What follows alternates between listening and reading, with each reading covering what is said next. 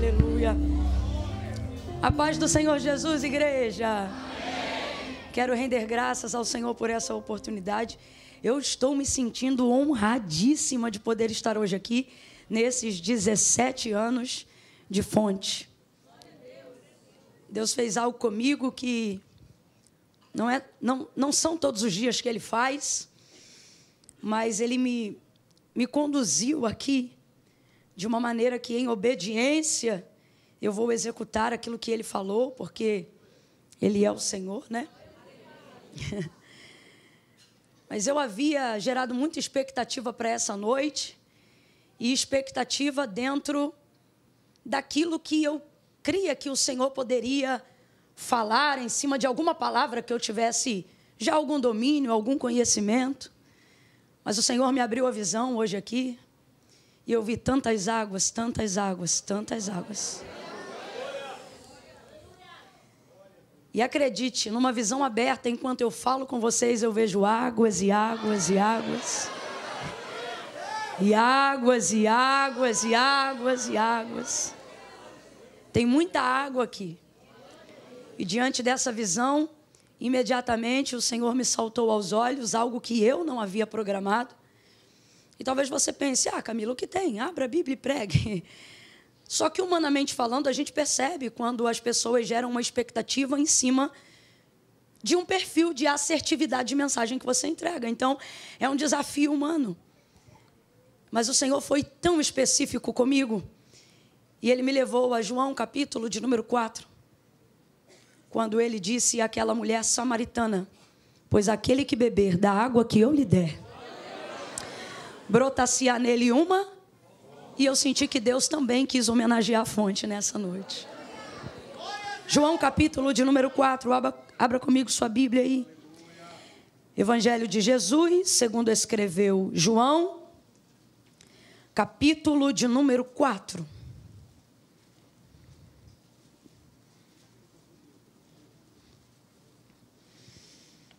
Oh, aleluia! Aleluia, aleluia, glória a Jesus, aleluia, aleluia, aleluia, aleluia. Este é o dia que o Senhor fez, regozijemo-nos, alegremo-nos nele, aleluia. Até aqui nos ajudou o Senhor, oh, aleluia. Uns confiaram ao longo desses 17 anos em carros, outros em cavalos, e não estão aqui, mas nós estamos aqui porque fazemos menção do nome do nosso Deus. Ao longo desse período, certamente, uns encurvam-se, outros caíram, mas nós nos levantamos e estamos de pé. Glória a Deus! É motivo de muita celebração, aleluia. João, capítulo de número 4, versículo de número 6 em diante. Quem achou, diga amém. Estava ali a fonte de Jacó. Jesus, cansado da viagem, assentou-se junto à fonte. E Jesus, cansado da viagem, assentou-se junto à fonte. E era quase a hora sexta. Nisto veio uma mulher samaritana tirar água. Jesus lhe disse: dá-me de beber. Seus discípulos tinham ido à cidade comprar comida. Versículo 9. E disse-lhe a mulher samaritana: como sendo tu judeu, pedes de beber a mim, que sou mulher samaritana? Pois os judeus não se comunicavam com os samaritanos. Respondeu-lhe Jesus: se tu conheceras o dom de Deus, e quem é o que te pede, dá-me de beber, tu lhe pedirias, e ele te daria a água viva. Disse-lhe a mulher: Senhor, tu não tens com o que tirá-la, e o poço é fundo. Onde, pois, tem água viva? És tu maior do que o nosso pai Jacó, que nos deu o poço, do qual ele próprio bebeu, e bem assim os seus filhos e o seu gado? E respondeu Jesus: todo aquele que beber desta água tornará a ter sede, mas aquele que beber da água que eu lhe der, nunca mais terá sede. Pelo contrário, a água que eu lhe der se fará nele uma fonte que jorra para a vida eterna. Diga amém por essa palavra. Se assente glorificando a Deus aí nessa noite. Oh, aleluia. Irmãos, eu preciso em fidelidade a Deus, ser muito pontual a algumas coisas aqui que o Senhor me entregou. Tem dias que a gente vem como um pregador, né? Como uma pregadora, ministrar sobre um texto, sobre uma palavra. E tem dias que diante de um culto como esse, tão emblemático, o Senhor nos envia como profeta a uma casa. E eu me sinto debaixo de uma atmosfera profética muito grande. Como eu disse aos irmãos, essa escolha não foi aleatória, foi uma imposição de Deus. O Espírito Santo me impeliu a esse texto. E ele fala tanto de fonte, pelo menos na minha versão, que me parece que o céu quer conectar com a fonte de uma maneira muito significativa. Como quem diz, eu reconheço, eu celebro com vocês. E isso é extraordinário. Deus me deu, e eu já disse, uma visão aberta de muitas águas, e águas, e águas. E agora eu já não as vejo nesta visão aberta tão agitadas, mas ainda vejo todas essas águas volumosas aqui nessa noite. E diante de tudo isso, assentada ali enquanto o culto transcorria, o Senhor me despertou para uma coisa. Ele disse assim para mim: esta igreja está entrando num terceiro ciclo de 7º ano. Eu não sou uma pessoa dada a números e a seus significados, mas o 7 é o tipo de coisa que não se dá para desprezar no texto bíblico. Ele traz consigo, de verdade, um significado que não pode ser ignorado. E você acredita? Aconteceu comigo hoje uma coisa que nunca aconteceu na minha vida. Deus disse assim para mim: pegue a calculadora, e eu peguei.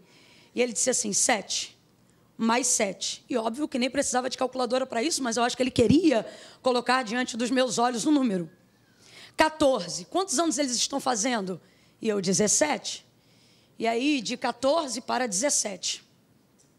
De 17 para entrar no terceiro ciclo de 7º ano, faltam quantos anos, igreja? 4 anos. Qualquer coisa você olha na calculadora também, achei você um pouco lento. 4. E esse período de 4 anos será, sem dúvida, um dos momentos mais intensos dessa igreja. Podem marcar esse ciclo de 4 anos. Nestes 4 anos, vocês verão a mão de Deus. Camila, mas a gente já vê a mão de Deus. Não chova no molhado. Não. Eu estou falando de uma transição material. Eu estou falando de um recurso que nunca passou por aqui. Essas águas que o Senhor me mostrava de maneira muito agitada dentro desta casa, era o Senhor movendo este lugar. Inclusive, Deus me falou algo, não conheço o projeto de arquitetura, de engenharia da igreja, o local para onde vocês irão, já me foi falado, mas eu não conheço o que vai fazer naquele chão, o que vai fazer naquele campo, de que maneira que vai abrir. Se tem algum projeto, eu ainda confesso que não vi, mas o Senhor me mostrou claramente que uma das coisas que Ele vai plantar lá é literalmente uma fonte muito grande. Deus me mostrou, Ele disse, ao ponto de que as pessoas vão querer visitar para conhecer, para ver. Eu vi claramente que os batismos que vocês fazem na piscina, eles eram feitos fora do templo, na parte externa da igreja, mas era uma coisa. Então, pastor Delano, eu não sei se isso já estava no projeto, mas o Senhor me mostrou categoricamente o batismo acontecendo ao ar livre, num lugar de fonte, com muitas águas, e não vai ser fácil não. Construir um negócio desse, numa estrutura dessa, Não sei se tem canal de água onde vocês vão fazer lá, mas o Senhor vai mandar muitas águas. Águas e águas. E eu via esse lugar tão bonito, gente, a ponto de gente que não é crente, tem nada a ver com crente, nem gosta de crente, dizendo assim, me leva lá para eu ver aquele negócio que falaram lá, que eu vi na foto. Sabe? Uma coisa tão linda, tão linda. E eu creio que assim como Jesus, muitos cansados da viagem vão descansar nessa fonte. Muitos que buscam a água viva serão atraídos ao cheiro dessas águas que vão jorrar. Nesse período de 4 anos, Deus vai fazer coisa que precisava de uns 8. Mas Deus está dizendo, vou eu mover em 4. Vocês vão ver coisas que nunca viram. Vão ver um mover sobrenatural. E é o Senhor movendo, viu? E aí eu não estou dizendo já que foi Deus que falou, foi meu coração que desejou. Se depois acontecer, está registrado, a gente cola na imagem. Mas eu preciso ser sincero, eu não posso dizer assim diz o Senhor. Vou falar do que o meu coração desejou diante daquilo que eu vi. E mais impossível do que isso eu nem imagino. Mas eu falei, Jesus, já pensou se daqui a 4 anos, quando fechar esse ciclo de 7, que a gente está entrando agora, a gente já estiver nesse lugar que vocês estão orando? Não, olha aí para o teu irmão, que agora sou eu que estou falando. Olha para ele e diz assim, esquece. Que é isso, irmão? Aí o inimigo vai ficar tonto, até os amigos não vão entender nada. Vão dizer, o que houve? Porque o Senhor está preparando esta igreja para coisas muito maiores do que nós mesmos. Então é a sua mão, que vocês possam continuar mantendo essa integridade, mantendo essa reverência, e que o Senhor livre vocês de vocês mesmos. Olha assim para esse irmão que está do seu lado e diga assim, Deus te livre de ti. Porque a Bíblia diz que aquele que é de Deus o maligno não, mas de dentro para fora só a mão de Deus e o temor do Senhor pode te guardar. Então que o Senhor te livre de você mesmo, da vaidade de se achar melhor do que os outros, do orgulho da santidade, de achar que você é mais separado do que os outros. Que o Senhor te guarde de ti mesmo. Aleluia. Bom, o texto que nós acabamos de fazer menção nessa noite fala sobre a retirada de Jesus da Judéia, retornando para a Galileia. É interessante ver no ministério de Jesus, uma vez que é um ministério de tanto avanço, né, de tanta grandeza, perceber rotas de volta. Parece até que não combina na história de quem quer crescer, na história de quem precisa conquistar, na história de quem tem um prazo aparentemente tão curto para impactar o mundo, repetir ou retornar a rotas que já se passou. Refazer coisas que já fez, voltar em lugares que já foi. Isso parece uma perda de tempo. Parece uma coisa que não combina, mas a verdade é que quando você avança e você está em obediência, cumprindo aquilo que Deus falou, ainda que Deus lhe mande retornar a lugares que você já foi, a pessoas que você já conheceu, a verdade é que o lugar não é mais o mesmo, porque você não é mais o mesmo. Então é necessário, às vezes, que haja uma volta e um retorno, não para recalcular a rota. A gente tem que parar com essa ideia de achar que toda volta é um recalcular, de que toda volta é uma correção, de que toda volta é um retrocesso. Irmãos, debaixo de uma direção de Deus, até voltando a gente avança. Agar que o diga no deserto, quando fugiu de Sara, porque ela a espizinhava em razão da sua gravidez de Ismael, pensando que ia morrer naquele deserto, deserto de Sur. Ela vai ver o Senhor, ela vai dizer, eu Roi, vi o Deus que me vê. Qual é a palavra que o Senhor vai entregar para ela? Perdão, a primeira ocasião é a do anjo. E qual é a palavra que o Senhor vai entregar para ela? Agar, volta pelo caminho que tu vieste, te humilha debaixo da mão da tua senhora. Agora veja, Deus foi com Agar, ele disse, olha, do menino que está no teu ventre, eu também serei com a descendência dele. Eu vou cumprir a palavra porque ele é da semente de Abraão e eu fiz com Abraão uma aliança. Então veja, deu o nome para o menino. Falou quem ele seria, como ele seria, falou sobre o tipo de vida que ele levaria, mas tudo isso não estava associado ao avanço de Agar, mas ao seu retorno à casa de Abraão. Ela não ficaria lá para sempre. Depois o Senhor iria cumprir a sua promessa, Gênesis 25, e 21, Sara iria dar à luz a um filho. E a própria Sara, dentro daquele novo contexto, ia pedir a Abraão que colocasse Agar para fora. E assim foi. Na primeira vez parada no deserto de Sur, teve que voltar. Mas na segunda vez despedida, acabou indo para o deserto de Beceba, que significa lugar de fonte, de poço, lugar de recomeço. E ali ela viveu não só o renovo de ter sua própria casa, sua vida, como a libertação. Porque se não fosse Ismael e se não fosse ela ter retornado do caminho de Sur pela primeira vez, ela seria durante toda a sua vida uma escrava fugitiva. Mas porque em obediência ela compreendeu a necessidade de voltar àquele lugar, o Senhor lhe prosperou, o Senhor lhe acrescentou, o Senhor fez Ismael um arqueiro, um homem que prosperou no deserto de Beceba, que cresceu a caminho os problemas que foram ligados depois. Isto aí é depois, acerca de tudo que Deus falou a Agar e seu filho, ele cumpriu.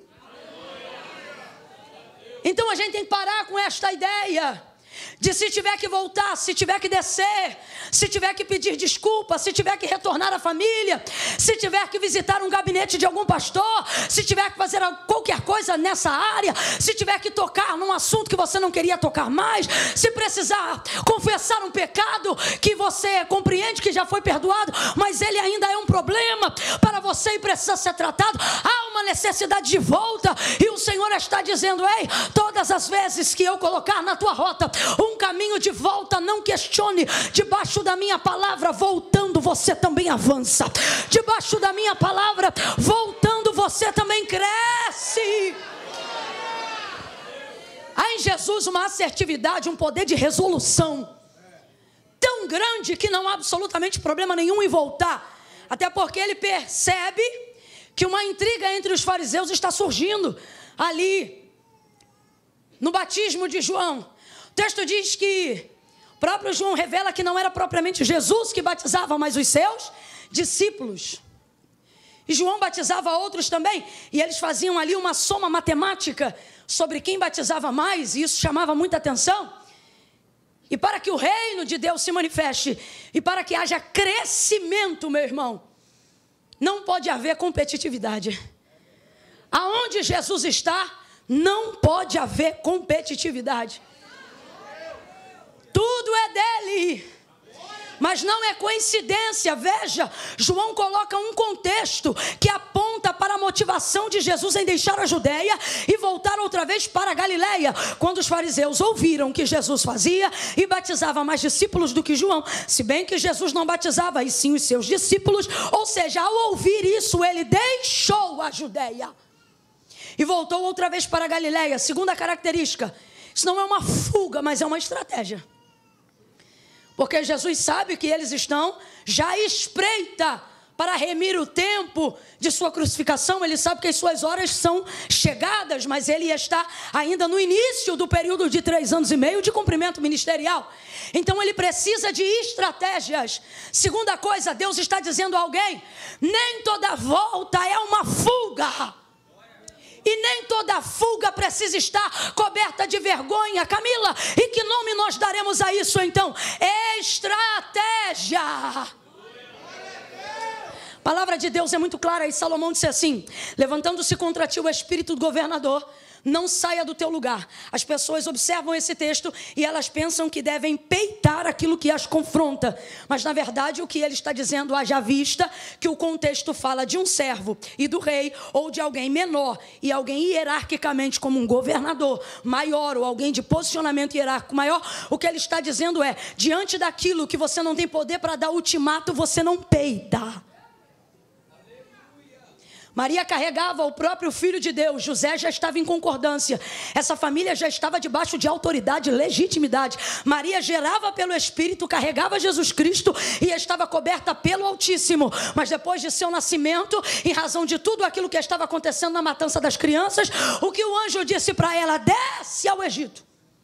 se esconde lá. Se esconde lá. Estamos vivendo um tempo, igreja, aonde estratégia será fundamental para a manutenção do ministério. Estamos vivendo um tempo que não será sempre peitar e ir para cima a estratégia de Deus. É necessário sabedoria. É necessário compreender. Não a hora de retroceder. Troque essa palavra, mas a hora de recalcular, igreja. Grandes homens de Deus fizeram isso. Paulo tinha a melhor das intenções ao fazer uma travessia muito importante. Ele dizia, é para ministrar a palavra. É para ministrar a palavra. Mas o texto diz que o Espírito do Senhor lhe resistiu, lhe impediu, para que ele não desse continuidade a uma jornada que era missionária. Eu disse que a jornada era o quê? Missionária. E ele estava fazendo toda ela para a glória de Deus. Só que aquilo abreviaria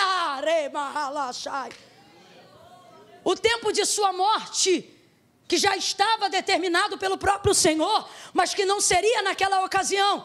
E por isso o Senhor lhe impediu.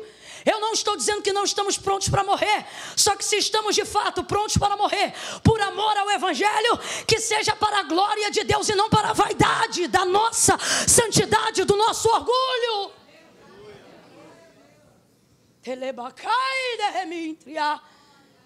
E eu acho fantástico Jesus sendo filho de Deus e podendo trocar e alterar os fatos, se submeter a eles de maneira estratégica.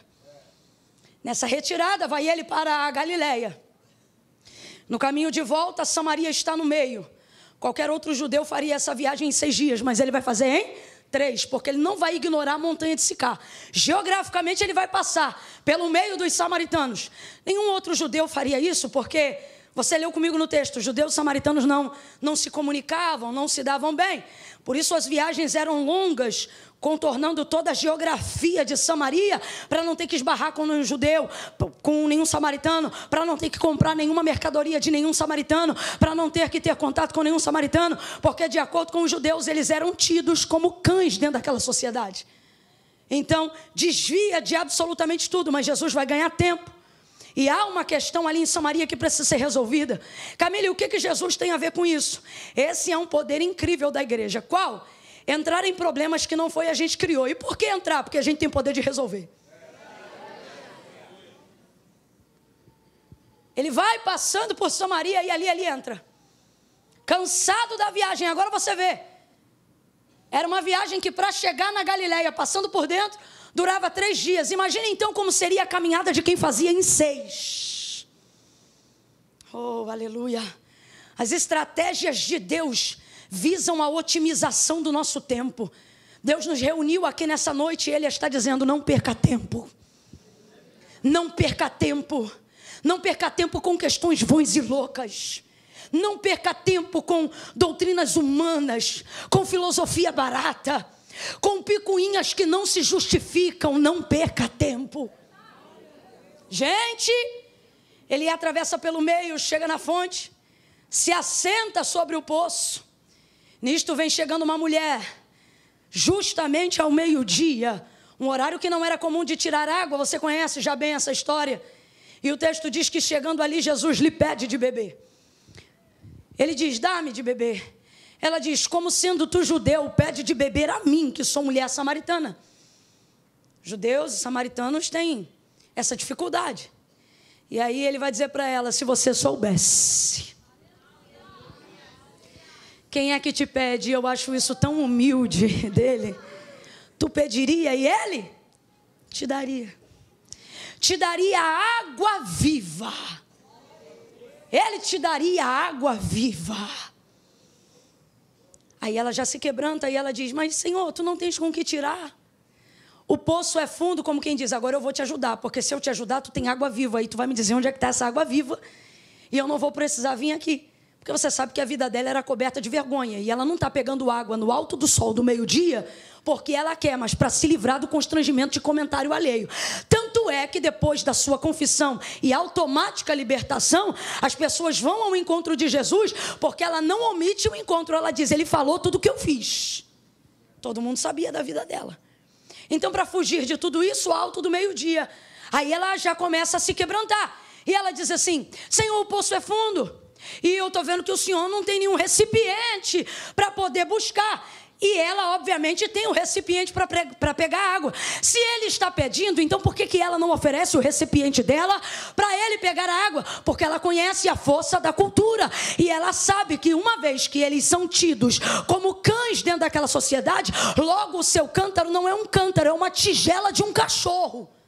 E um judeu jamais botaria a sua boca numa tigela de cachorro. É só você olhar para a sua situação. Por mais que você trate bem o seu cão ou o seu animal de estimação, ou até que você tenha certa compaixão pelos animais que estão na rua, você bebe água no cantil dele? Tem gente que ficou na dúvida. Fiquei preocupada agora. Vou fingir que não aconteceu. Vamos voltar, replay.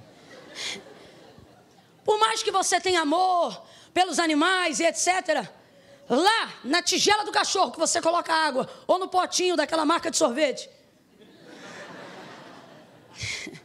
você bota água lá. Quando você está com sede, você bebe água lá?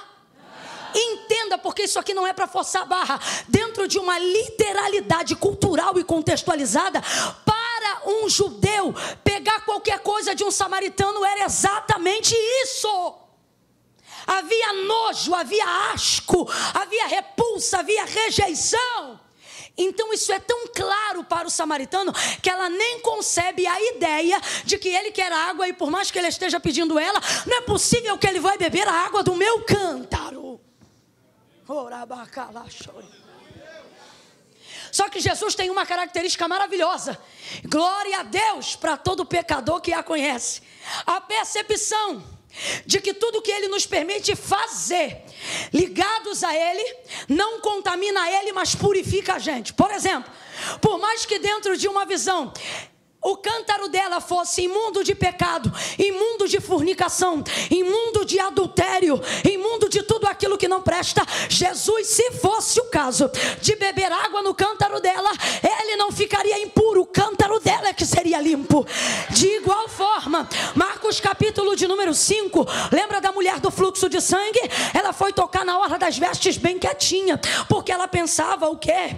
Se eu tão somente tocar na orla das suas vestes, eu serei curada. E por que na orla das suas vestes? Porque eu não quero contaminar ele, eu não quero que ele fique imundo. Então havia uma preocupação: eu quero chegar nele, mas não quero que a minha imundície deixe ele sujo, não quero que a minha imundície altere a condição dele. Vou tocar sem ninguém ver, vou receber sem ninguém perceber, e vou me embora sem ninguém saber. Aí ele diz: alguém me tocou, porque de mim saiu virtude. A mulher, temendo e tremendo, disse: fui eu, Senhor. Ele não olhou para ela e disse: nojenta.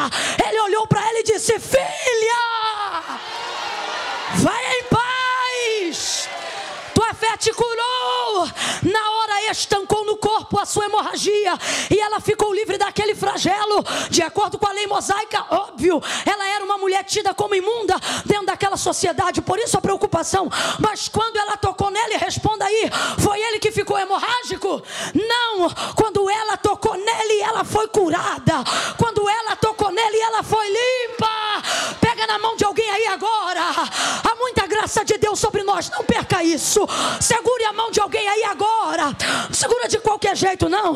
Deixa essa pessoa perceber que parou do lado dela um homem de Deus, uma mulher de Deus, um profeta do eterno. Segure a mão dele, segure a mão dela e diga para esta pessoa: quando você se aproxima, tá fraco. Quando você se aproxima, por pior que seja seu cântaro, você fica limpo e ele continua santo, santo, santo. A ele a honra, a ele a glória.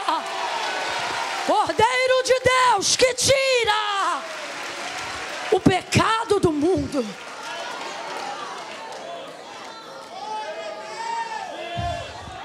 Quer beber água no teu cântaro? Ei, ei, ei, ei. Jesus quer beber água no teu cântaro.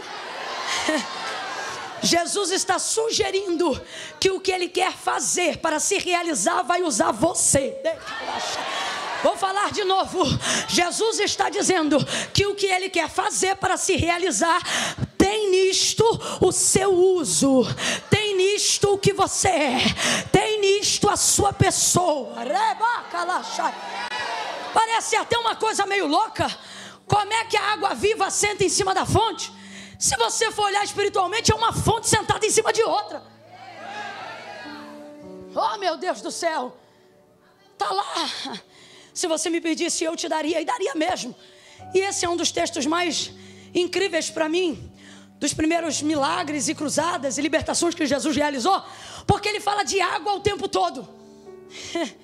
Ele fala de água o tempo todo. Ele fala de cansaço, ele fala de sede. Eles estão em cima de um poço, mas a última coisa que tem nesse texto, sabe o que é? Água. Ele chega falando de água, está cansado querendo água. Ela foi lá buscar água, ela também quer beber água, ela também quer levar água, eles conversam de água. No final ninguém bebe nada, sai todo mundo saciado. Oh, meu Deus do céu. Aleluia, aleluia.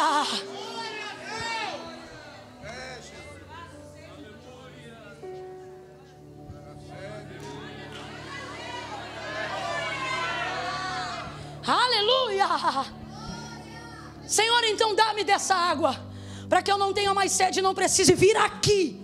Qual era o problema dela? Pegar a água? Não, vir aqui. Porque é aqui que todo mundo pega, é aqui que eu tenho que fazer esse caminho. Aí ele diz para ela: ok, me traz aqui o teu marido. Eu costumo dizer que Jesus, quando é bom, mas quando ele é terrível, ele é melhor ainda. Fala para mim, ele sabia ou não sabia que ela não tinha marido? Sabia ou não sabia que ela não tinha marido? Quando eu ficar doida, tu fica doido comigo. Fechou? Vamos ficar loucão junto hoje. Ó, ele sabia que ela não tinha marido. Ele sabia a situação dela. Mas ele está dando para ela uma oportunidade, porque aquele que confessa e deixa alcança. Aleluia. Aleluia. Aleluia.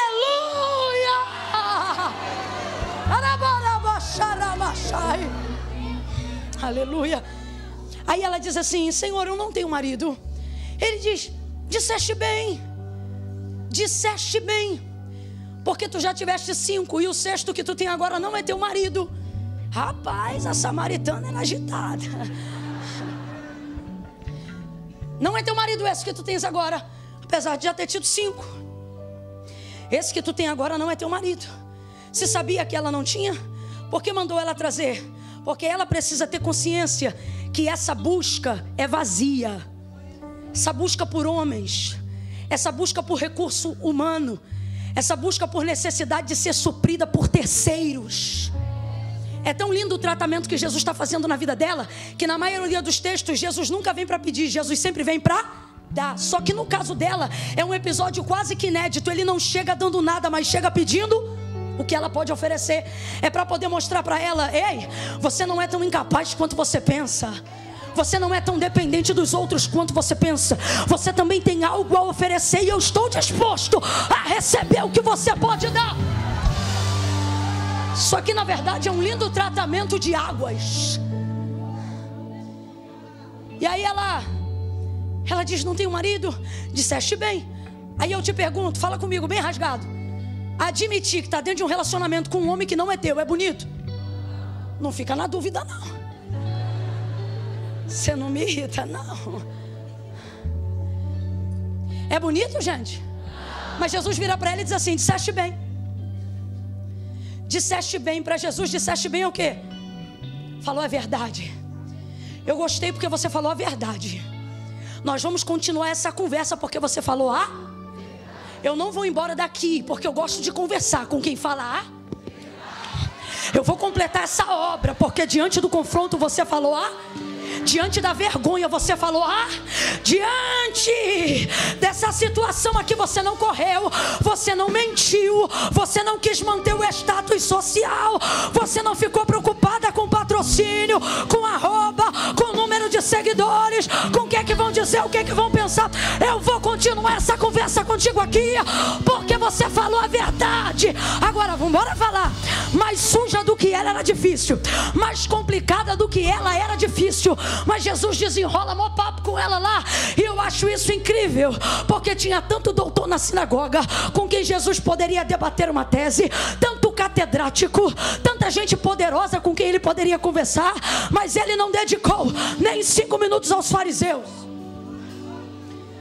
Quando Herodes quis conhecê-lo, ele disse: fala para aquela raposa que eu não vou dedicar tempo para ela não, estou parafraseando. Veja, com pessoas que aparentemente eram extraordinárias, mas eram hipócritas, Jesus não deu nem 1 minuto de atenção, a não ser que fosse para repreender, conversar numa boa. Agora essa mulher, toda alanhada pela vida, ele fica lá com ela. Os discípulos chegam, olham e ficam: o que está rolando ali?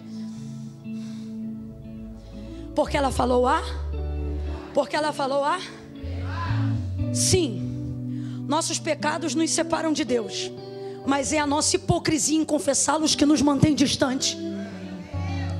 Se nessa noite você falar Jesus não vai se ausentar dessa conversa até completar a obra na tua vida. Jesus não vai se ausentar da tua família até transformar os teus filhos. Jesus não vai se ausentar da tua vida até moldar o teu caráter. Ele está dizendo: fala a verdade, porque eu trato com a verdade, eu liberto na verdade, eu te posiciono na verdade. Conhecereis a verdade e a verdade vos libertará. Fala a verdade. Eu vou contar de 1 a 3, você vai olhar para alguém e vai dizer para esta pessoa: fala a verdade. Prepara aí. É 1, é 2, é 3. Diga a verdade. A verdade. Por mais constrangedora, diga a verdade. Por mais vexatória, diga a verdade. A verdade. Qualquer covarde pode pecar, mas só um corajoso é capaz de confessar. Fala a verdade. Fala a verdade. Aí ela fica constrangida porque acabou de confessar. Irmãos, confessar,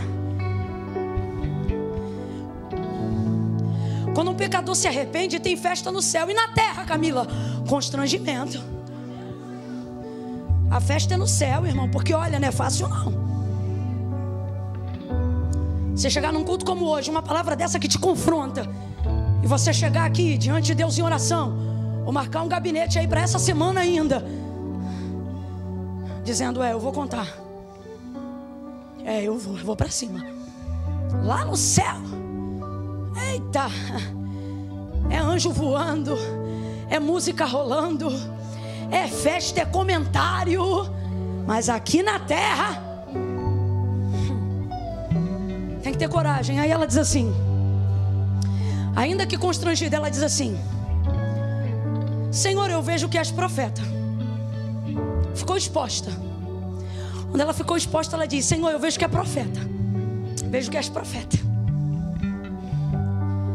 Aí ela continua: eu sei que o Messias vem. Quando ele vier, ele vai nos ensinar tudo. Parece até que ela está dizendo: não desce arrepio em mim não, porque uma coisa é você ser profeta, outra coisa é você ser o Messias. Brabo é quando o Messias é profeta. E é o caso dela. Aí ela diz assim, como quem quer esclarecer uma dúvida: me responde uma coisa. Os judeus dizem que a gente deve adorar no templo, mas nós samaritanos adoramos no monte. Onde é, pois, então que se deve adorar? Parece até que ela está fugindo da conversa, gente, mas ela não está. Ela continua no mesmo assunto. A adoração aqui, o lugar de culto, de entrega, não tem a ver com essa necessidade de liturgia ocidental, de que lugar de culto é lugar só para levantar a mão, dar glória a Deus. Não. Culto foi instituído por Deus a Moisés dentro de uma liturgia onde Deus definiu como queria ser adorado. E um dos critérios que ele estabeleceu para receber tal devoção era que ninguém se apresentasse diante dele com as mãos. E essas ofertas, elas eram específicas. não a nível de valores, de preço, mas de significado. Por exemplo, se você pecou e reconhece o teu pecado, você vai se achegar com 1 ou 2 bodes.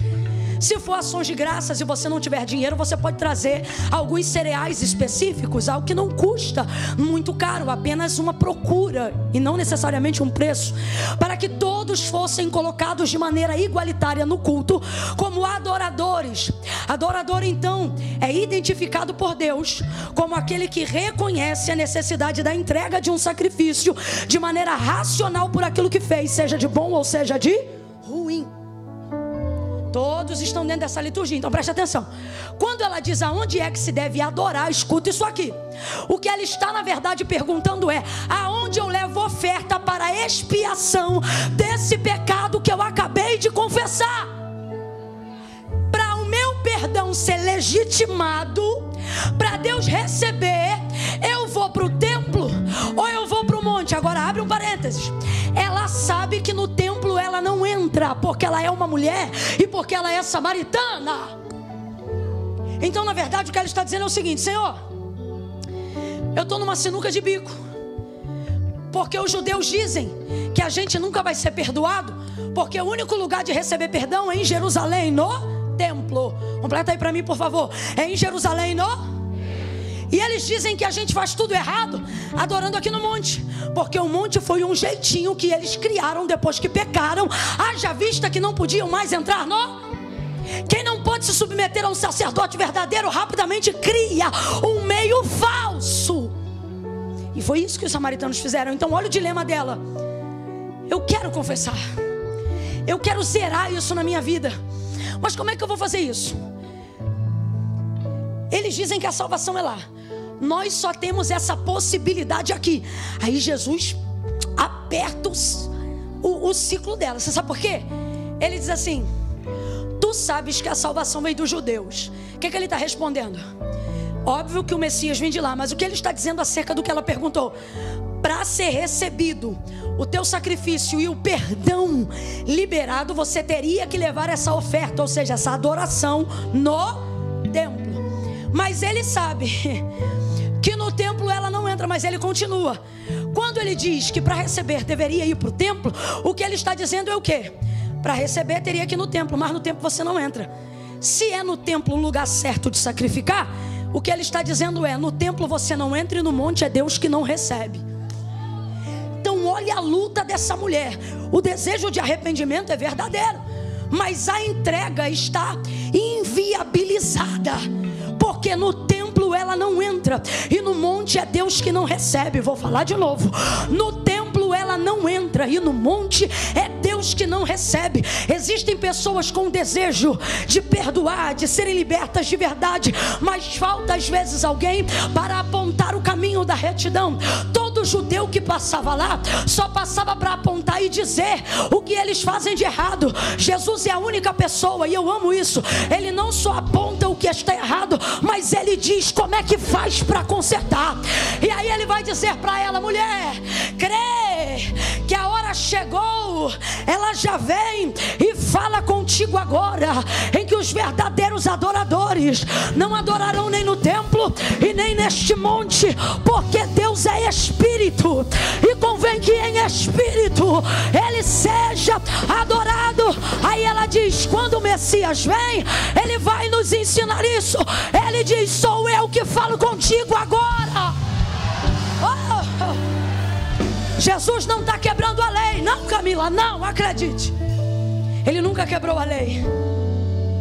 Veja, para o seu perdão ser legítimo, do que ela precisa? De um sacerdote.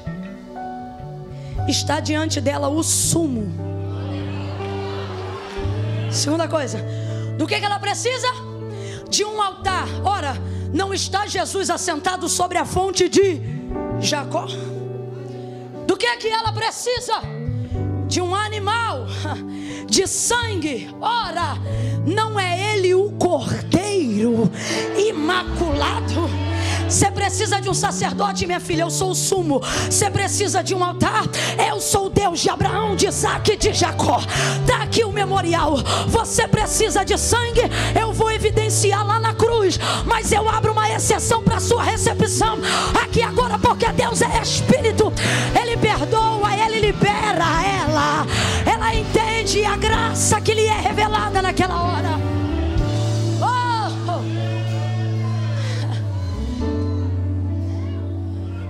Esse lugar que era só de passagem, Jesus vai ficar lá mais 2 dias. Vai conversar com mais outras pessoas que estavam numa condição semelhante à dela. Talvez não de pecado, mas de não saber aonde fechar esse ciclo. Mas o que me chama a atenção é a independência que Jesus promove nela. Quando diz: aquele que beber da água que eu lhe der, brota-se-á nele uma fonte que vai jorrar para a vida eterna. Sabe quem era esse homem que ela tratava como se fosse marido, mas não era dela? Se você fizer as contas direitinho, você vai ver que ele era o 6º homem da vida dela. Tiveste 5 e o 6º que tu tem não é teu. Se ele era o 6º, Jesus era quem?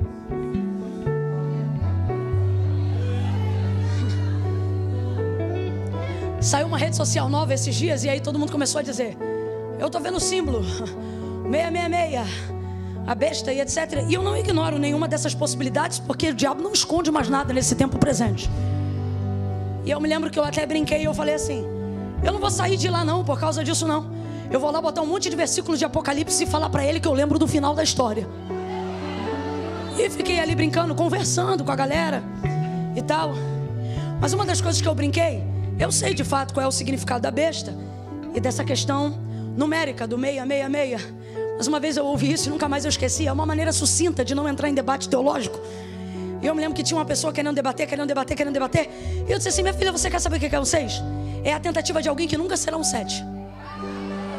É meia. 7 não vai ser nunca. Tudo que você tenta fora de Jesus, é isso aí. Tudo que você quer se realizar fora de Deus, é isso aí. É cara na parede. Quem é Jesus? Jesus é aquele que chega não para ela tentar, ele chega para resolver. Só para a gente usar esse trocadilho, olha para essa pessoa que está do seu lado e diga assim: tu não precisa de um 6. Um 7 resolve a tua vida. Essa igreja vai entrar num 3º ciclo de 7 anos. E em 4 anos Deus vai dar muitas resoluções, muita independência, muito poder de crescimento, muita falta de dependência humana, porque os recursos divinos virão da madre da terra. Minha é a prata, meu é o ouro, minha é a água. Em Espírito eu vou mover, eu vou conceder favor e graça. Vocês vão entrar marchando, vão entrar em triunfo. Há uma independência na dependência de Deus. O que você disse, Camila, vou dizer de novo: há uma independência na dependência de Deus. Quem depende de Deus não fica refém de ninguém. Quem depende de Deus não fica amarrado a contrato com o diabo. Quem depende de Deus não fica preso a ameaça. Quem depende de Deus não precisa aceitar barganha. Quem depende de Deus não fica emocionalmente amarrado. Quem depende de Deus vive um nível de independência que só o Espírito de Deus pode conceder a alguém. Oh meu Deus.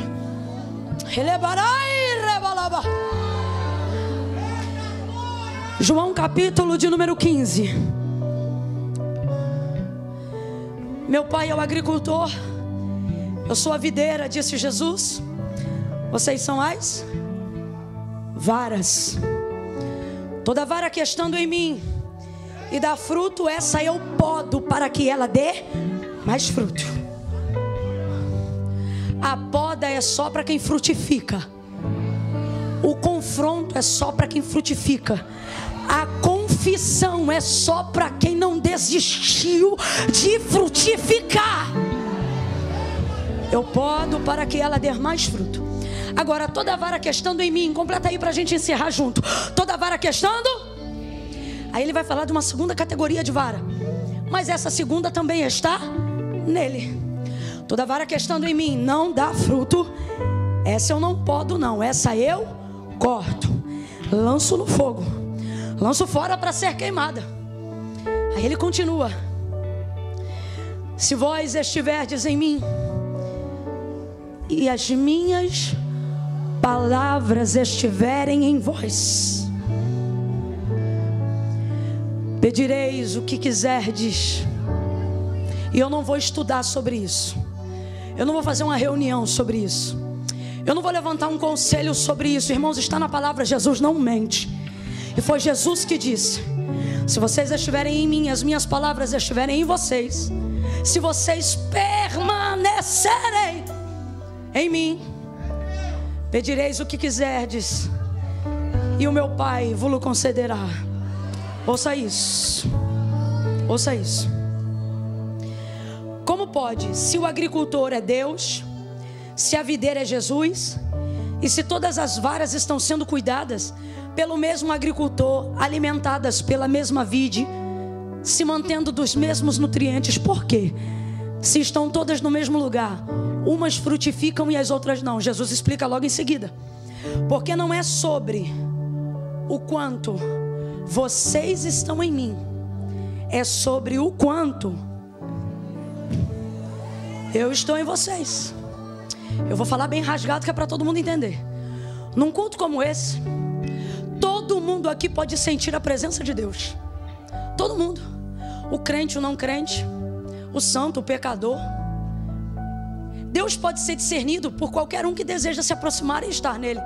Só que o que ele está dizendo é: a minha correspondência, a minha reação, a minha resposta não é apenas se você estiver em mim, mas é a forma que eu me vejo em você. Aí ele diz: estai, pois, vós em mim, e as minhas palavras em vocês. Então o que ele está dizendo?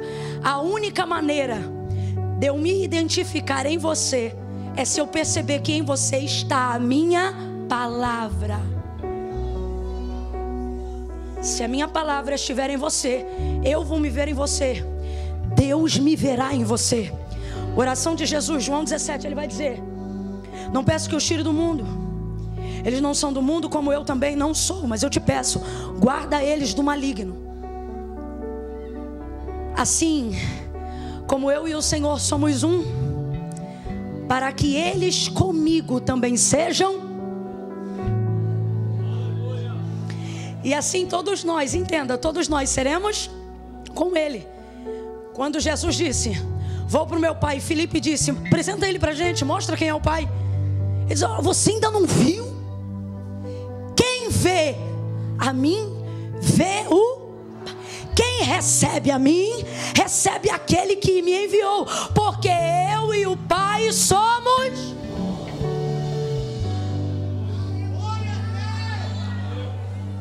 Pode ser o mais vil pecador, pode ser o pecado mais imoral que te envergonha. Se você decidir reconhecer, confessar, se manter pelo que diz a palavra e não pelo que diz sua consciência, pelo que diz a palavra. Porque tem muito crente que não está vivendo a fonte de vida eterna, não está se tornando as águas que o reino de Deus tem para jorrar em você, porque se tornaram servos da sua consciência e não da palavra de Deus. Você virou carcereiro de si mesmo. O que permanece em você são seus julgamentos e não o que Deus disse a seu respeito. Estai, pois, em mim, e se as minhas palavras estiverem em vocês, vai dar certo. Não há nada que vocês peçam ao Pai que Ele não vai fazer. Porque quando Ele olhar para você, Ele não vai ver você, Ele vai me ver em você. Essa mulher vai virar fonte. Completa aí para mim, essa mulher vai virar? Essa mulher vai virar? Por quê? porque ela recebeu a palavra dele e permaneceu nela, ao ponto que ela chamou outros para também serem ministrados. Diga para mim, ela foi perdoada, sim ou não? Foi liberta, sim ou não? Provavelmente uma das maiores pregadoras de Samaria, sim ou não? Ela devia te contar para todo mundo o que aconteceu. Então diga para mim, ela voltou de novo para aquele poço, sim ou não? Ficou na dúvida? Gente, a água que Jesus dá lava a alma, lava caráter, lava a mente, lava a consciência, só não lava a roupa. Não faz comida. Então vou perguntar de novo. Ela voltou de novo àquela fonte, sim ou não? Sim ou não? Porque da água que eu der e você beber, brota-se a uma fonte, mas não é para lavar roupa. Então ela voltou àquele lugar e não havia mais problema em fazer aquele caminho. Consciência foi restaurada, a alma foi lavada.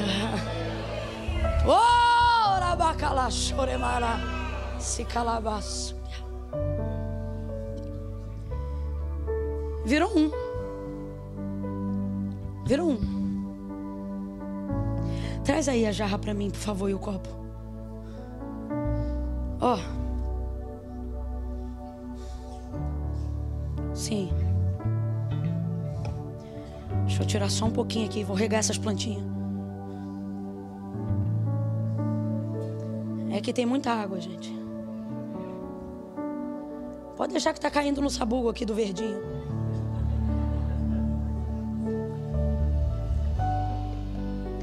Olha como é que a gente chega.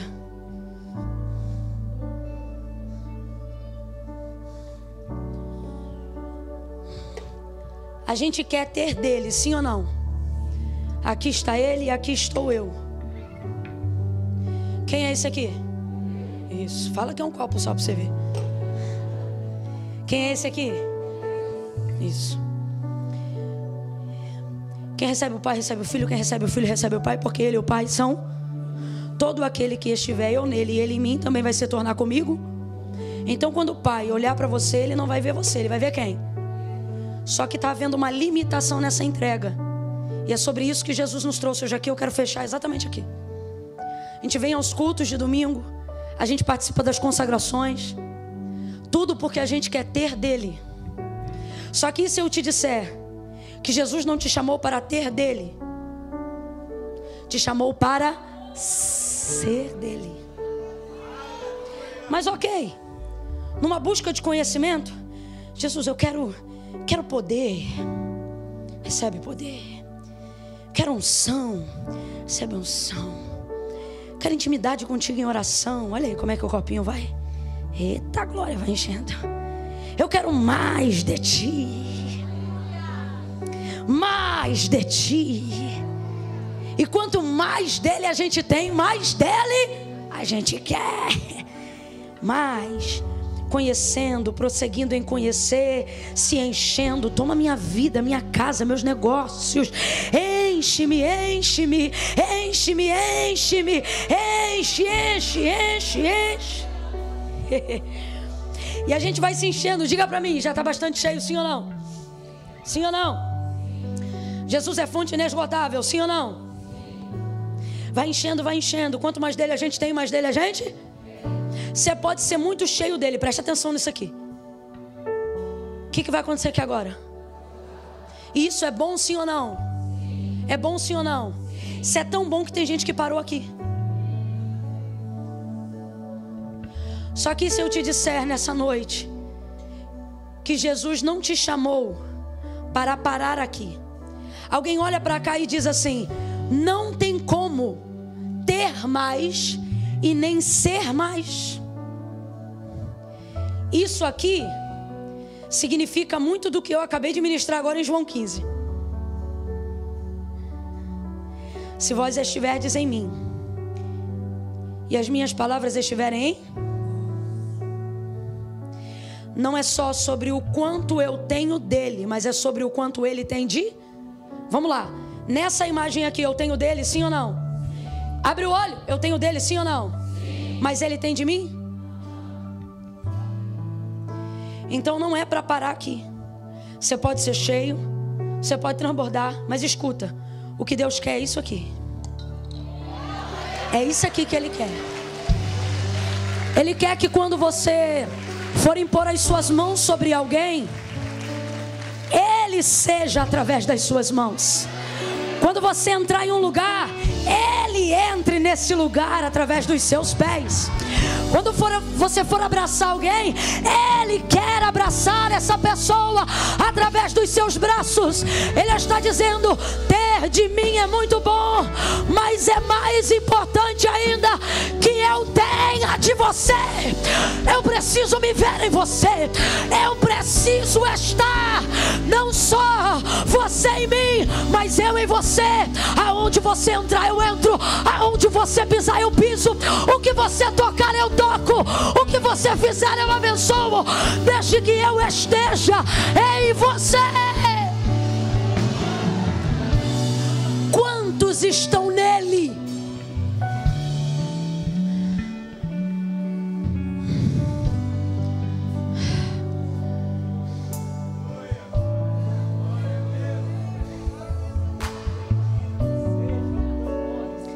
A vara que frutifica, está nele, sim ou não?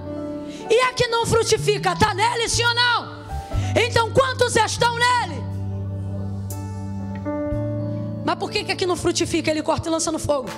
Porque não é sobre todos vocês estarem em mim, é sobre eu perceber se eu estou em vocês.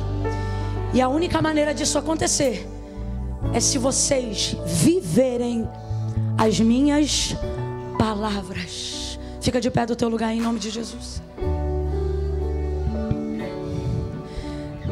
Feche os teus olhos, curve a sua cabeça agora.